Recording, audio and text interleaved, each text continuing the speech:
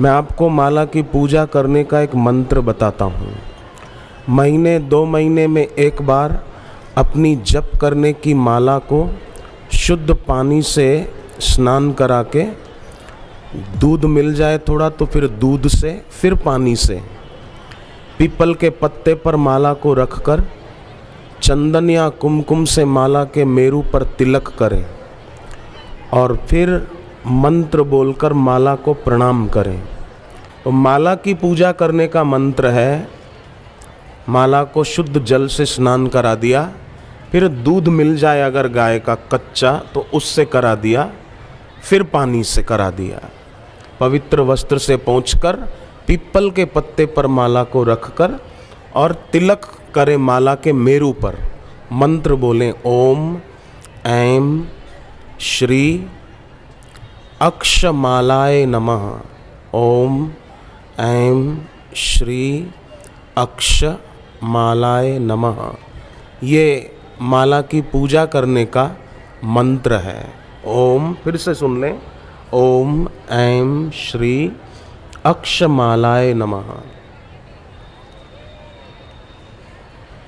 ये तो रोज भी 1-2 बार बोलकर फिर अपनी माला से जप शुरू करें तो उस जप में विशेष बरकत आ जाती है।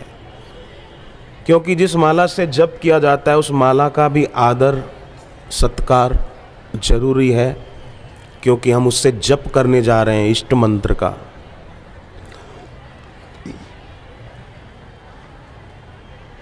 घर में आध्यात्मिक वातावरण बने, उसके लिए हर एकादशी की शाम को दिया जलाकर विष्णु सहस्त्र नाम का पाठ कर लें। विष्णु सहस्त्र नाम का पाठ कोई न कर पाए तो अपनी माला लेकर 10 माला जप कर लें एकादशी की संध्या को। और उस दिन अगर व्रत किया हुआ हो तो उसके पुण्य की तो गिनती ही क्या करना। महीने में एक शिवरात्रि आती है, पंचांग से पता चल जाएगा। उस मासिक शिवरात्रि की शाम को जब सूर्य अस्त होता है उस समय शिव मंदिर में शिवजी का पूजन करने वाला कर्जे के भार से जल्दी छूट जाता है। और मासिक शिवरात्रि अगर मंगलवार को पड़ती है तो वो भौम प्रदोष व्रत कहलाता है। इन पवित्र तिथियों में जप तप का विशेष महात्म्य होता है और उनका लाभ उठाकर व्यक्ति को अपने जीवन में चिंता और तनाव से मुक्त हो जाना चाहिए। वैसे ही महंगाई का जमाना, जीवन जरूरी चीज़ें सब महंगी, और ऊपर से हर महीने ब्याज भरना पड़े किसी बेचारे को, तो कितने दुख की बात है। तो कोई भी व्यक्ति निराश नहीं होना। गम मेरे साथ साथ बहुत दूर तक गए, पर मुझ में न पाई थकान तो बेचारे खुद थक गए, है ना। हम निराश कभी भी ना हो। कल मैंने कहा था कि निराश उसी को होना पड़ता है जो संसार से कोई आस रखता है। बाकी जो संसार से सुख की आस नहीं रखता उसको कभी निराश नहीं होना पड़ता है। जो भक्ति में आगे बढ़ता है, भक्ति माने क्या? भक्ति माने तिलक लगा देना, मंदिर में बैठ जाना, तीर्थ में बैठ जाना नहीं। भक्ति माने प्रेम का ऊर्ध्वगमन, भक्ति माने राग का रूपांतरण, भक्ति माने परम सौंदर्य की प्राप्ति। और भक्ति वियोग या विराग नहीं सिखाती कि घर छोड़ के कहीं जंगल में जाके बैठो तो ही भक्ति होगी, नहीं। भक्ति माने भगवान और गुरु की भक्ति के रंग से रंग जाना, उनके प्रेम से रंग जाना। जहां राग है, संसार की कोई वस्तु में, वो तो बेकार है। परंतु राग को छोड़ना नहीं है, केवल विषय वस्तु बदल देना है। गलत वस्तु व्यक्ति में राग है तो हटा दें। एक लड़की मुझे मिली, यहाँ नहीं, गुजरात की बात है।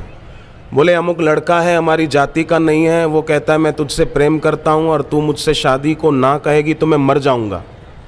तो उस कन्या ने मुझे कहा कि आप जो कहोगे वही मैं करूँगी, आप कहो उससे शादी कर तो करूँगी, ना कहोगे तो नहीं करूँगी। मैंने कहा बिल्कुल मत करना। तो बोले वो तो मर जाएगा मेरे बिना। मैंने कहा बकवास है, झूठी बात है, वो कोई मरने वाला नहीं है, वो दूसरी शादी कर लेगा, तू देखती रहे। और सचमुच उस लड़के ने दूसरी जगह शादी कर ली। और इस कन्या की शादी फिर उसी की जाति के लड़के से हो गई, वो अब सुखी है। संसार में गलत जगह जहां हमने आसक्ति कर रखी है वहां से हटाकर ईश्वर में रख दें। मन में जहां क्षुद्र को बिठाया वहां ईश्वर को, गुरु को बिठा देना, बस। वस्तु व्यक्ति में राग बड़ा दुख देता है। एक आदमी नौकरी करने के लिए एक सेठ के पास गया कि मुझे नौकरी पे रखो, मुझे रुपयों की ज़रूरत है। सेठ ने कहा तुम शराब तो नहीं पीते? नहीं पीता हूँ। चोरी करते हो? बोले नहीं करता। शराब पीते हो? बोले नहीं पीता। मांस खाते हो? बोले नहीं खाता। जुआ खेलते हो? बोले बिल्कुल नहीं। तो सेठ ने कहा तुम्हारे में कोई ऐब नहीं? तंबाकू खाते हो? बोले नहीं। पान मसाले खाते हो? नहीं। तुम्हारे में कोई ऐब नहीं है? बोले खाली झूठ बोलता हूं, बस खाली झूठ बोलता हूं। मतलब सब करता है, चोरी भी करता है, शराब भी पीता है, सिगरेट भी पीता है, मांसाहार भी करता है। तो जैसे उसने कहा ना मैं खाली झूठ बोलता हूं, उसमें सब आ गया। ऐसे ही एक खाली राग है गलत वस्तु व्यक्ति में तो सब आ गया। तो केवल दिशा बदलनी है। इन्हीं पैरों के द्वारा आदमी थिएटर में भी जा सकता है और मंदिर में भी जा सकता है, गुरु के द्वार भी जा सकता है। पैर वही के वही, गलत जगह भी जा सकता है और सही जगह भी जा सकता है। तो हम जो पाना चाहते हैं वो तो ठीक है, सब सुख चाहते हैं, शांति चाहते हैं, परंतु जहां से पाने चले हैं वो ठीक नहीं है। दुनिया में किसी वस्तु व्यक्ति से अगर सुख पाने लगे हैं या सुख पाने चले हैं तो वो गलत है। सुख चाहते हैं ये सही है, बुरा नहीं है। कौन दुख चाहता है? मैं या आप? कोई दुख नहीं चाहते, सब सुख चाहते हैं। पर सुख अगर वस्तु व्यक्ति से चाहते हैं तो गलत है, और भगवान के नाम से चाहते हैं तो बिल्कुल सही है, मिलेगा। गुरु के वचनों को बार बार कैसेट के द्वारा, सीडी के द्वारा सुनते रहने से भक्तों की उन्नति होती रहती है, पर मनमानी करते रहने से फिर हानि बहुत होती है। इसलिए सत्संग सुनते हुए और मन को सीखे, किताब है आश्रम की, गुरुदेव के भी गुरुदेव लीलाशाह बापू की लिखी हुई है, वो मन को सीख किताब। लोग ऐसे नासमझ होते हैं कई कि जीवन में दुख आता है ना तो ग्रहों को दोष देते हैं। अरे नादान, कभी भी ग्रहों को और ग्रहों के देवताओं को दोष मत देना, अपने को भी दोष देना सीखो जरा, अपनी गलती खोजना सीखो। फिर जीवन में कोई दुख आया तो बोले मंगल खराब चल रहा है, शनि की दशा ठीक नहीं है, तेरा दिमाग ठीक नहीं है। कभी भी ग्रहों को कोई दोष दे तो आप उसको बराबर सुना दो। ग्रहों को और ग्रहों के देवताओं को दोष देना बड़ी भारी भूल है, बड़ा भारी अपराध है। किसी भी ग्रह को दोष नहीं देना चाहिए। अपने कर्मों की ओर देखना चाहिए कि मेरे कर्म कैसे हैं और मेरा जीवन जीने का ढंग कैसा है, मेरे जीवन जीने की शैली कैसी है। कोरे कागज पर जो लिखना चाहेंगे वो लिख सकेंगे, गीत भी लिख सकते हैं और गाली भी लिख सकते हैं। वर्णमाला निष्पक्ष होती है, निरपेक्ष होती है। जिस पेन से लिखते हैं वो पेन भी निष्पक्ष और निरपेक्ष होती है। जिस कागज पर लिखते हैं वो कागज भी निष्पक्ष और निरपेक्ष होता है। पर लिखने वाला आदमी अगर गलत है तो कागज पर गलत बात लिखेगा, और लिखने वाला सही है तो सही बात लिखेगा। तो अपने जीवन की ओर देखना चाहिए कि मेरा जीवन जो मैं जी रहा हूं वो सही तो है, उधर भी ध्यान देना चाहिए।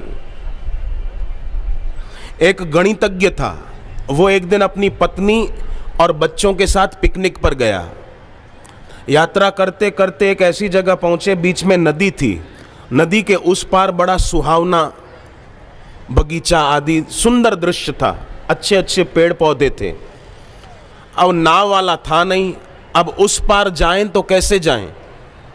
तो गणितज्ञ खुद तैरना जानता था, सो पानी नापने के लिए उतरा कि कहाँ कितना पानी है, किनारे पर कितना पानी है, बीच में कितना पानी है, ये देखने के लिए उतरा तो सामने तक जाकर लौट के आया और नदी किनारे रेती पर गणित लगाया अपना। गणितज्ञ जो था, गणित लगाया कि किनारे पर 1 फुट पानी, अंदर 1.5 फुट आगे उसके आगे 3 फुट, उसके आगे 4 फुट, ऐसा पूरा उसने कहाँ कितना पानी है वो गणित लगाया और एवरेज निकाली कि पानी की औसतन गहराई मात्र 2 फीट है। अब आप इसका गणित देखो, औसतन गहराई कुल एवरेज निकाली इसने, कहीं 1.5 फुट, कहीं 2.5 फुट, कहीं 4 फुट, कहीं 4.5, औसतन पानी की गहराई बोले 2 फुट है बस। तो पत्नी को कहा कि कोई घबराने की बात नहीं, अपन और बच्चे पार हो जाएंगे। पत्नी ने समझाया कि आपका गणित हमको ले डूबेगा, पर वो माना नहीं। कई मूढ़ पुरुष ऐसे भी होते हैं, पत्नी सही बात बताती है तो मानते ही नहीं, और फिर गृह लक्ष्मी को, पत्नी गृह लक्ष्मी है, उसको डांटते फटकारते हैं। अब गृह लक्ष्मी अगर दुखी रही और आंसू बहाती रही तो धन लक्ष्मी घर पे आएगी कैसे? क्यों आएगी? पत्नी बेचारी रोती है, घर पे दुखी है और बोले मेरे घर में बरकत नहीं है, तो गृह लक्ष्मी राजी रहेगी तो बरकत अपने आप आएगी। घर पे पुत्र और बहू के बीच अगर झगड़ा हो तो सास ससुर को चाहिए कि अपनी बहू का पक्ष लें, और भाई बहन के बीच झगड़ा हो तो माँ बाप को चाहिए अपनी बेटी का पक्ष लें। तो बोले क्यों? अरे वो बहू है, अपनी माँ बाप भाई बहन सबको छोड़कर आपके घर आई है, तो उसको अपने माँ बाप की याद ना आए, वो दुखी ना हो, तो घर में लक्ष्मी जरूर आएगी। और बेटी है, वो शादी करके ससुराल जाएगी कुछ समय बाद, तो उसको ऐसा ना रहे कि मेरे घर वाले मेरे को डांटते ही रहते थे। ये ग्रस्त जीवन को सुखमय बनाने का सरल उपाय है। पर कई ऐसे होते हैं, एक बाप और बेटा बैठे चाय पी रहे थे, सर्दी के दिन थे तो धूप में बैठे थे घर के बाहर। अचानक रसोई घर में कांच का बर्तन गिरा और टूटा, आवाज आई। तो बाप ने बेटे को कहा देखो रसोई घर में बर्तन किसके हाथ से टूटा? तो लड़का बोला पिताजी रसोई घर में जाने की जरूरत नहीं है, माँ के हाथ से ही टूटा है। तो बाप बोला क्यों? तेरी पत्नी के हाथ से भी तो टूट सकता है, सीधा कैसे बोलता है कि माँ के हाथ से टूटा है? लड़का बोला पिताजी कांच का बर्तन टूटा, आवाज आई? बोले हाँ आई। उसके बाद माँ की आवाज आई? बोले नहीं आई। इसीलिए मैं कहता हूं बर्तन माँ के हाथ से टूटा है। अगर बहू के हाथ से टूटा होता तो बर्तन टूटने की आवाज के बाद माँ की आवाज भी जरूर आई होती, पर माँ की आवाज नहीं आई ना पिताजी, इसलिए उसके हाथ से ही टूटा है, इसलिए उसकी आवाज नहीं आई। तो ये ऐसा व्यवहार जो है घरों में, अपनी पहाड़ जितनी गलती वो राई के दाने जितनी दिखे, और बहू की या बेटी की राई के दाने जितनी गलती पहाड़ जितनी लगे। घर में किसी ने गलती की, दीवार में दरार जितनी, पर बाप गुस्सा कर रहा है भूकंप जितना। गलती तो किसी ने की पानी की बूंद जितनी, पर गुस्सा कर रहा है पानी में बाढ़ जितना। कोसी नदी की बाढ़ कैसी थी, ऐसा गुस्सा करते कई लोग। तो गुस्सा जो करते हैं उनको पता नहीं बेचारे अपने पुण्य नष्ट कर देते हैं। इसलिए गुस्सा आए ना जब भी, तो हाथ की 4 उंगलियां हथेली पर जोर से दबाना और मन में बोलना हरिओम शांति शांति। गुस्सा करने से पुण्य नष्ट होते हैं। हरिओम शांति शांत, भैया शांत, ऐसा करना। और ऐसा करने से भी गुस्सा काबू में ना आए तो आईना देखना कि हम गुस्से में कैसे लगते हैं, तो भी गुस्सा भाग जाएगा। पर खुद को गुस्सा आए तो आईना देखना, घर में किसी और को गुस्सा आए तो उसको आईना मत दिखाना, नहीं तो वो तोड़ देगा। एक लड़का बहुत रोए जा रहा था, तो बाप उसको बोल रहा था ए बेटा चुप हो जा, बेटे चुप चुप शांत हो जा, अच्छे बच्चे नहीं रोते, बेटा चुप हो जा। पर बेटा था कि चुप ही नहीं हो रहा था। बाप को आया गुस्सा कि इसके बाल पकड़ के कमबख्त को 2 लगा दूं। क्या समझता है अपने आप को? कब से समझा रहा हूं, मानता नहीं है। पर अचानक फिर बाप खुद शांत हुआ और बाप बोलने लगा ए हीरालाल चुप हो जा, ए हीरालाल अरे शांत हो जा बेटे। इतने में एक बूढ़े दादा वहां से निकल रहे थे, उनको लगा कि इसका बच्चा रो रहा है, हीरालाल मान नहीं रहा है, चलो मैं इसको मदद करूं। तो वो बूढ़े दादा भी आकर बच्चे के सिर पर हाथ रखकर बोले बेटा हीरालाल चुप हो जा। तो लड़के का बाप बोला दादा हीरालाल इसका नाम नहीं है, हीरालाल मेरा नाम है, इसका नाम पन्ना लाल है। तो फिर तुम तो कह रहे थे हीरालाल चुप हो जा बेटे। अरे वो ये कब से रोए जा रहा था तो मेरे को गुस्सा आया कि इसको 2 थप्पड़ लगा दूं। क्या समझता है चुप ही नहीं होता? पर फिर हुआ कि ये तो बच्चा है, मैं तो बड़ा हूं, तो मैं अपने आप को ही समझा रहा हूं कि हीरालाल तू ही चुप हो जा, अरे हीरालाल तू ही शांत हो जा। अब कोई आदमी गुस्से में है और अपन भी उसके ऊपर बदले में गुस्सा करें तो हमारे में और उसमें फर्क ही क्या रहा। तो जितनी शक्ति गुस्सा करने में खर्च होती है, उतनी शक्ति को अगर हम सब भाई बहनें बचाएं अपनी अपनी शक्ति को, तो उतनी शक्ति से गहरा ध्यान लग सकता है, साधना में ऊंचाई आ सकती है उतनी शक्ति से। बस एक बार गुस्सा करने में जितनी शक्ति खर्च होती है उतनी शक्ति को बचा लें। हम देखते हैं ना इसको उसको, दुकान को, दुकान की वस्तु को, तो केवल देखते ही नहीं है, हमारी देखने की एक शक्ति भी बाहर जा रही है। इसलिए जब भी समय मिले तो आंख बंद करके बैठो, अपनी इंद्रियों की शक्ति को बचाना सीखो। कोई आसमान से देवी देवता उतर के रक्षा करने नहीं आएगा, अपने रक्षक आप बनो, अपने स्वामी आप बनो। ये दुनिया के जो मजे हैं ये तो ऐसे हैं कि बोतल पर लेबल शरबत का लगा है पर अंदर पॉइजन भरा हुआ है, डब्बे पर लेबल तो लगा है शुद्ध देसी घी गाय का, पर अंदर देखो तो डालडा भरा हुआ है। तो ये दुनिया के मजे भी ऐसे ही हैं। मानो नरक पे बाहर स्वर्ग का बोर्ड लगा है, ये स्वर्ग है, आइए पधारिए, स्वागत है, अरे वो नरक है।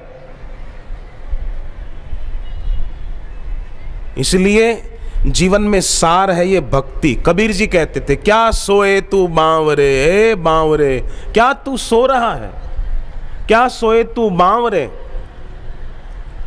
वसंत बीता जा रहा है, जीवन वसंत की वेला है, और ऐसे जीवन को मोह की नींद में गंवाना कहां की समझदारी है।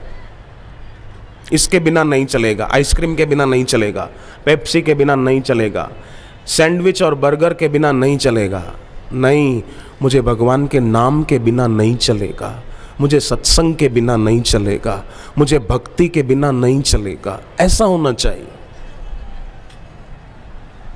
क्या सोए तू बांवरे, बीता जात वसंत।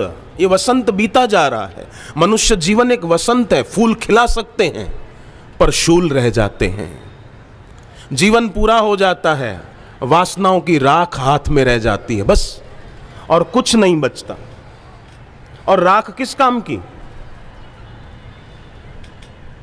एक संत को किसी ने पूछा, महाराज जी मौत और मुक्ति में क्या अंतर है, मौत किसे कहते हैं और मुक्ति किसे कहते हैं। कहीं कहीं शमशानों के बाहर लिखा होता है मुक्ति धाम। अब शमशान में कोई मुर्दा गया तो मुक्त हो जाएगा, मुक्ति धाम। वो तो उसके कर्म कैसे किए उसने जीवन काल में।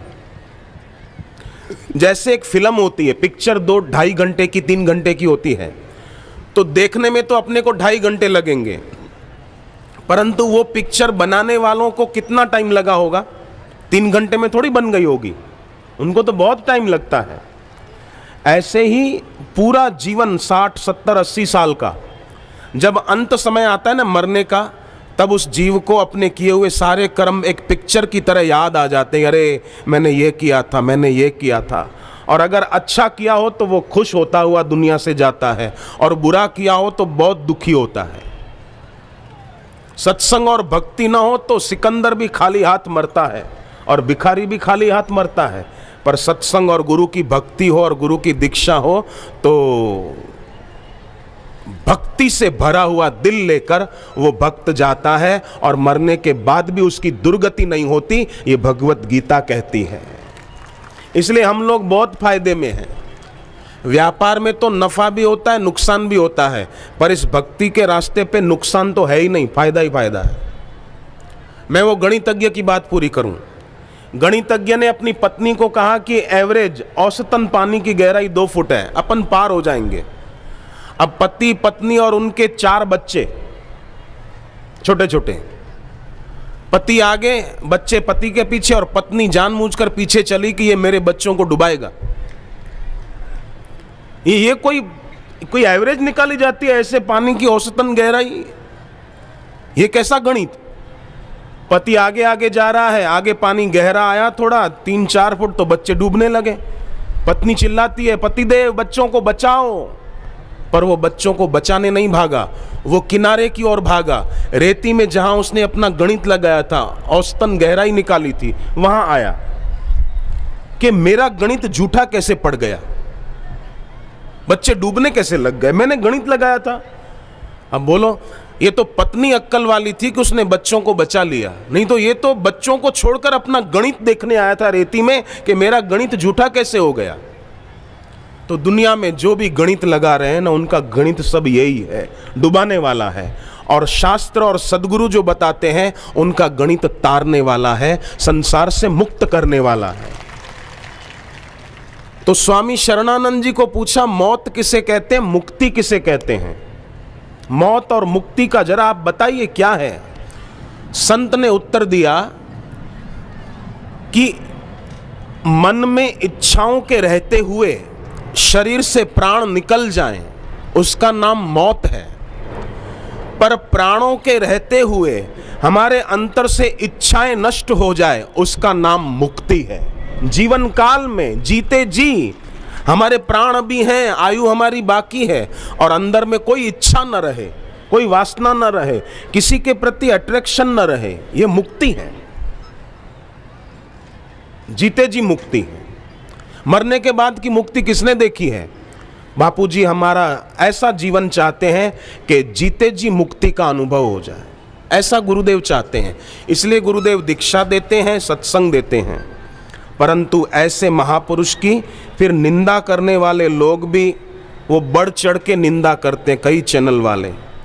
पर उन चैनल वालों को भी पता नहीं और निंदा करने वालों को भी पता नहीं कि हिमालय की शिखरता को आंधियां झुका नहीं सकती है। हिमालय की ऊंचाई को आंधी क्या झुकाएगी? कैसे झुकाएगी? आंधी कितनी भी चले पर हिमालय को उखाड़ नहीं सकती, हिमालय को झुका नहीं सकती। बल्कि हिमालय को छूकर आने वाली हवाएं भी शीतलता प्राप्त कर लेती है। सदगुरु के संग में जो भी आते हैं वो भी शीतलता प्राप्त कर लेते हैं, तभी तो घंटों पर बैठे रहते हैं, नहीं तो इतनी देर कौन बैठे। अभी भी कितनी संख्या में बैठे, कितने लोग गए और कितने आकर फिर बैठ गए। कौए की कांव कांव शेर की गर्जना को दबा नहीं सकती है। कौआ कितना ही कांव कांव कांव करे, पर शेर की गर्जना को कौए की कांव कांव दबा नहीं सकती है। निंदा आलोचना करने वाले ऐसे ही हैं, कागज के जहाज बनाकर उड़ा रहे हैं। कागज के जहाजों से कोई उड़ान भर सकेगा आदमी? पर बापूजी का ज्ञान ऐसा है कि जीते जी आध्यात्मिकता में ऊंची उड़ान भराए, ऐसा है। कई लोगों ने बताया उनके जीवन में कैसी कैसी नीचाइयां थी और अब कैसी ऊंचाई प्राप्त हो गई।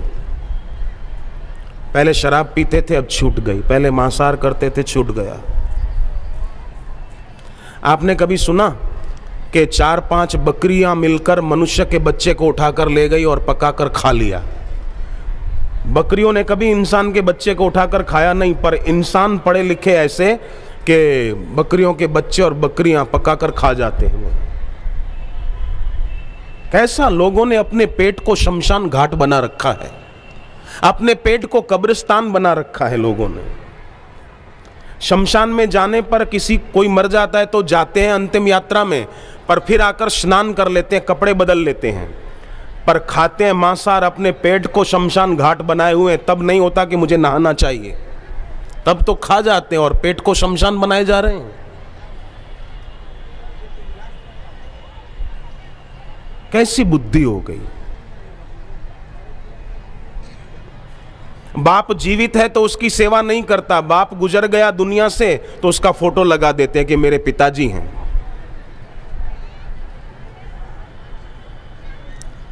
बापूजी जब उनके पिताजी शरीर से थे तो बापू देर रात तक अपने पिता के पैर दबाते थे, बहुत रात तक पैर दबाते, भरे कंठ पितु आशीष पाते।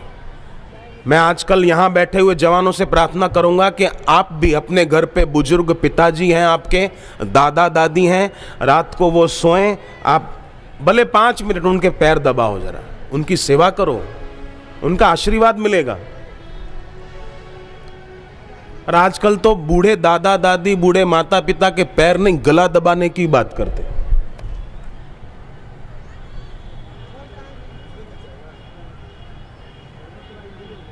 बहुत रात तक पैर दबाते, भरे कंठ पितु आशीष पाते। पुत्र तुम्हारा जगत में सदा रहेगा नाम, लोगों के तुमसे सदा पूर्ण होंगे काम। तो भक्तों के तो हो ही जाते हैं पूर्ण काम।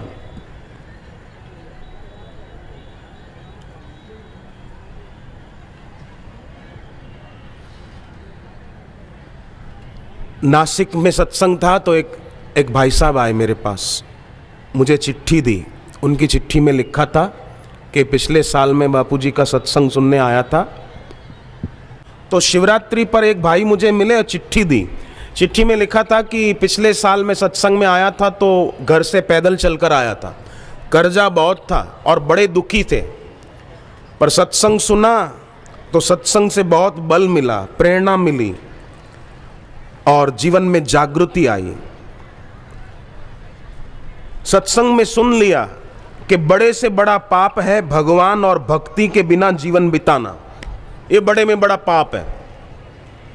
कोई बड़ा आदमी पढ़ा लिखा बोले कि मैंने जीवन में कोई पाप नहीं किया, मैं अपना कर्तव्य ठीक से पालता हूँ और अपना पढ़ाई लिखाई ठीक से करके मैं इतना बड़ा अफसर बन गया। पर भाई साहब, ईश्वर और ईश्वर की भक्ति के बिना, ईश्वर के नाम जप के बिना अगर आप जीवन जी रहे हैं तो ये बड़े से बड़ा पाप है। महात्मा पलटू दास कहते थे, धृग जीवन है तोर, कंत बिना दिन बिताए। कंत माने स्वामी, ईश्वर, उसकी भक्ति के बिना तूने जिंदगी के दिन बिता दिए तो धिक्कार है तेरे जीवन को। पद छूट जाएगा, प्रतिष्ठा छूट जाएगी, लेके कंधे पे तुझको चले जाएंगे, फिर क्या करेगा? लेके कंधे पे तुझको चले जाएंगे, लेके कंधे पे तुझको चले जाएंगे, लेके कंधे पे तुझको चले जाएंगे, लेके कंधे पे तुझको चले जाएंगे। तेरे अपने ही तुझको जलाएंगे, तेरे अपने ही तुझको जलाएंगे। 4 दिन के मुसाफिर तू सो क्यों रहा, 4 दिन के मुसाफिर तू सो क्यों रहा। अब तो कर ले मोहब्बत मेरे राम से, अब तो कर ले मोहब्बत मेरे राम से। गुरु चरणों का लेके सहारा, गुरु चरणों का लेके सहारा।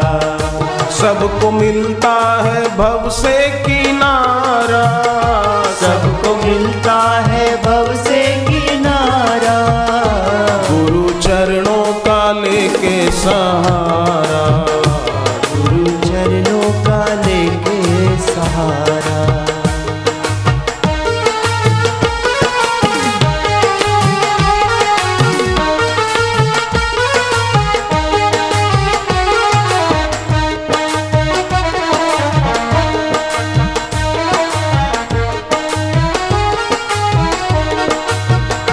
कोई तेरा नहीं सब है धोखा यहाँ, कोई तेरा नहीं सब है धोखा यहाँ। काहे जीवन को यूं ही गंवाता है तू, काहे जीवन को यूं ही गंवाता है तू। राम को भूल बैठा है जिनके लिए, राम को भूल बैठा है जिनके लिए। 4 दिन में ही तुझको भुला देंगे वो, 4 दिन में ही तुझको भुला देंगे वो। गुरु चरणों का लेके सहारा, गुरु चरणों का लेके सहारा। सबको मिलता है भव से किनारा, सबको मिलता है भव से किनारा। सबको भव से किनारा मिल जाए। उस आदमी ने बताया, मैं पिछले साल आया पैदल, कर्जा बहुत था, बड़ा दुखी था, पर सत्संग में आखिरी दिन दीक्षा भी ले ली और जल्दी उठता था। सुबह 5 बजे के बाद सोता नहीं था। जिस घर के लोग सुबह 5 बजे के बाद भी सोए रहते हैं ना, उस घर में बरकत विशेष नहीं रहती, जाती है। पर जिस घर के लोग 5 बजे तक नींद छोड़ देते हैं और भजन में लग जाते हैं, उस घर में बरकत बिना बुलाए आती है। इसलिए 5 बजे के बाद सोने का शौक नहीं रखना चाहिए। एक संत बोलते थे, सुबह 5 बजे के बाद जिसको सोने की मजा आती है, उसको ऊपर जाने के बाद सजा बहुत आती है। इसलिए हो सके तो ध्यान रखना, नहीं तो आपकी मर्जी है, मेरी अर्जी है। अर्जी मेरी, मर्जी आपकी। बाकी ये मैंने अनुभव किया है, जल्दी उठने वाले का भाग्य चमकता है और देर तक सोने वाले का भाग्य भी सोया रहता है, आलसी। कई लोग होते हैं ना, 6 बजे 7 बजे उठेंगे, फिर थोड़ी चाय पिएंगे, थोड़ा कॉफ़ी पिएंगे, रात की रखी रोटी चाय से खाएंगे, कोई ब्रेड खाएंगे, फिर आराम से 9 बजे बाथरूम में नहाने जाएंगे। ये है आसुरी स्नान, राक्षसी स्नान। और मानुषी स्नान क्या है कि सूर्योदय से पहले उठे, नहा लिया।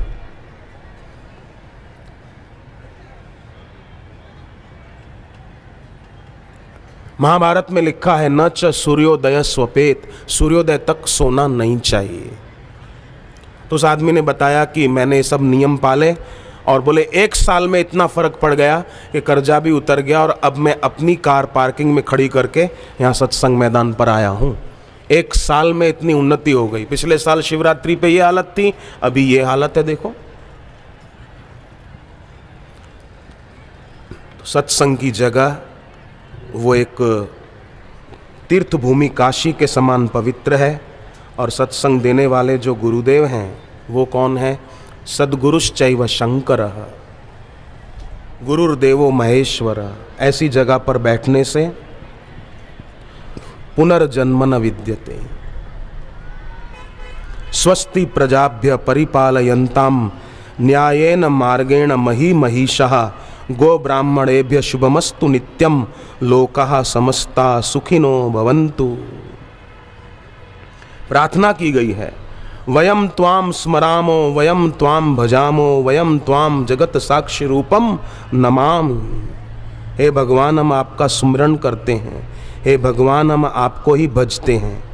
जगत के साक्षी रूप में हे भगवान, हम आपको प्रणाम करते हैं। हरि ओम।